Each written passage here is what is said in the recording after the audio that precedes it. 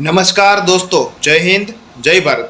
સુરત શહેરથી જે શરૂ થયેલી આકરી કાર્યવાહી પોલીસ તરફથી જે હેલ્મેટ, ડ્રાઇવિંગ લાયસન્સ અને જે વિવિધ પ્રકારના નોર્મલ ડોક્યુમેન્ટ સાથે ના હોય અને હેલ્મેટ ના પહેર્યું હોય તમારા સલામતી, જાનના સલામતી માટે, તો પોલીસ દ્વારા આકરી કાર્યવાહી થઈ શકે છે. એમાં પહેલી અને બીજી વાર દંડ છે 1500 અને ત્રીજી વખત ગાડી ડિટેન અને કોર્ટની કાર્યવાહી સુધીના પ્રાવધાન નવા કરેલા છે.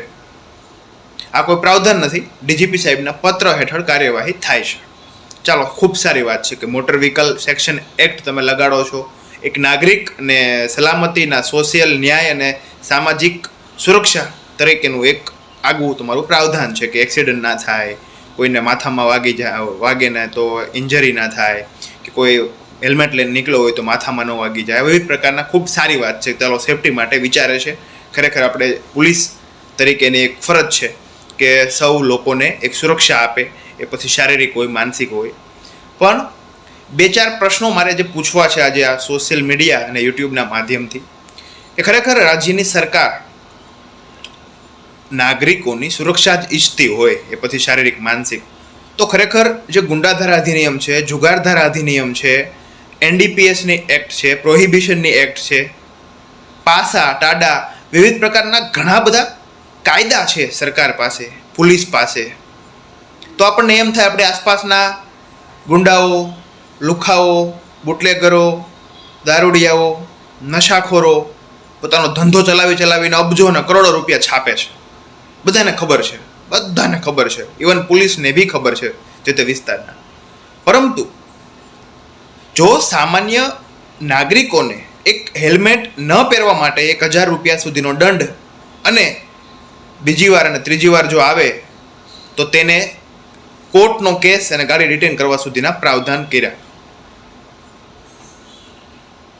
પરંતુ જે સામાન્ય માણસોને ચંદ 2-5 બુટલેગરો, 2-5 નશાખોરો, ડ્રગ્સના એજન્ટો, ડ્રગ્સના વિક્રેતાઓ લોટ્સ ઓફ અવેલેબલ છે આપણા શહેરમાં, વિસ્તારમાં, આપણે આસપાસના એરિયામાં, તો એવા લોકો ઉપર પોલીસ ક્યારે કાર્યવાહી કરશે? 4 દિવસ પહેલાં સરથાણાના પીએસઆઈએ પણ સ્વીકાર્યું કે સરથાણા વિસ્તારમાં મોટી પ્રમાણમાં દારૂ મળે છે. તો ત્યાં પોલીસ ક્યારે પ્રોહિબિશનના એક્ટ ચલાવશે? લાગુ તો છે જ, ચલાવશે. ગુંડાધારા, દારૂબંધી અધિનિયમ, વિવિધ પ્રકારના ક્યારે લગાવશે? આ એક સવાલ છે. આજે મારે એક સવાલ પૂછવો છે. જ્યારે સુરતના કોઈ નાગરિક છે, એમના કોઈ કુટુંબ પરિવારમાંથી જ્યારે હોસ્પિટલમાંથી સમાચાર આવે કે તમારા સગાનું ફલાણા જગ્યાએ એક્સિડન્ટ થયું છે અને હાર્ટ એટેક આવ્યો છે અથવા દાખલ કર્યા છે, તો જે તે ઘરનો જવાબદાર વ્યક્તિ હોય તે ફોન આવે ત્યારબાદ નીકળે. ચાલો, ઉતાવળમાં બની શકે કે હેલ્મેટ ના હોય, લાયસન્સ ચાલો ડિજીલોકરમાં હોય તો ઉપાધિ નથી કે પોલીસવાળા રોકે ને લાયસન્સ બતાવી દઈએ. ચલો, હેલ્મેટ સાથે ન હોય તો તેને પોલીસ જવા દેશે, સમજશે પરિસ્થિતિ, કે પછી દંડ લેશે? જો સાચે જ જનકલ્યાણની યોજના લાગુ કરી હોય, સામાજિક ન્યાય અને સુરક્ષા આપવાનો પ્રાવધાન હોય, તો પોલીસ સમજે ત્યાં. પણ સમજવાને બદલે 1000 રૂપિયાનો મેમો ફાડશે. મેમો ફાડે તો સારી વાત છે, બાકી 500 રૂપિયા ખીચામાં જાય છે.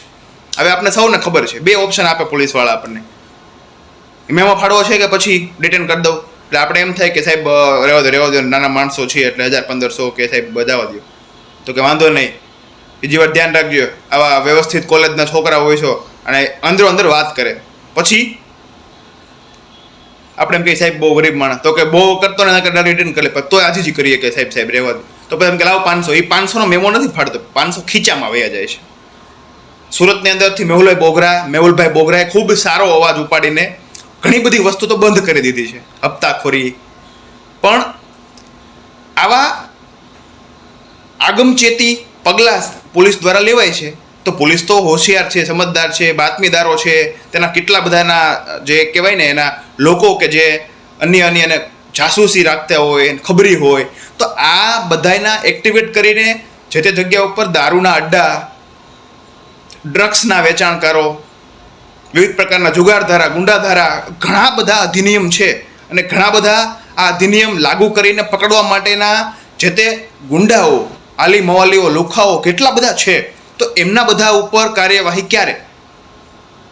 જે તેના વ્યક્તિના છોકરા દારૂ પીતા થાય તો દારૂ મળે છે ક્યાંથી દોસ્તો? એ બંધ કરાવી દો ને, તોય તમને હેલ્મેટ અને ડ્રાઇવિંગ લાઇસન્સનું જે ક્રેડિટ નહીં મળે એના કરતાં વધારે ક્રેડિટ તો દારૂ પકડશો અને દારૂના તમે સમાપ્ત કરશો એમાં મળશે.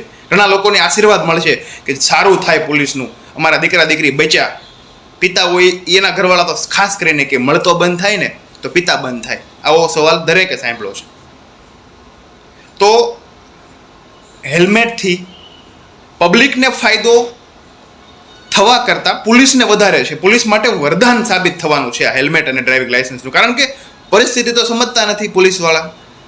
તમે હોસ્પિટલનું કહો તો એમ કે હા બધા હોસ્પિટલનું જ કહે છે ભાઈ આમને તેમને ન હાલે, લાવ નકર ફાઇન લાવ ને ગાડી જમા કરી દઈશ.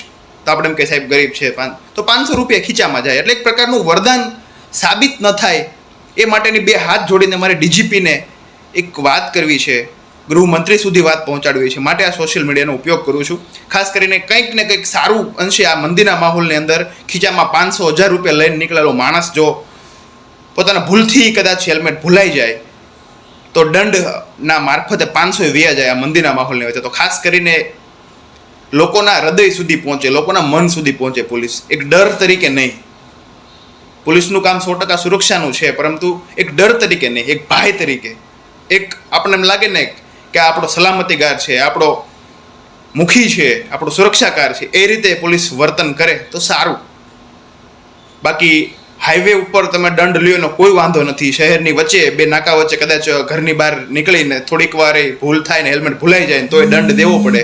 એ પછી હોસ્પિટલનું કામ હોય તો ભલે, કોને ખબર કયું આકસ્મિક કારણ હોય. બસ આટલી જ પ્રાર્થના છે. જય હિન્દ, જય ભારત. સૌ લોકો સુધી મારી વાત પહોંચાડજો. આભાર. અસ્તુ.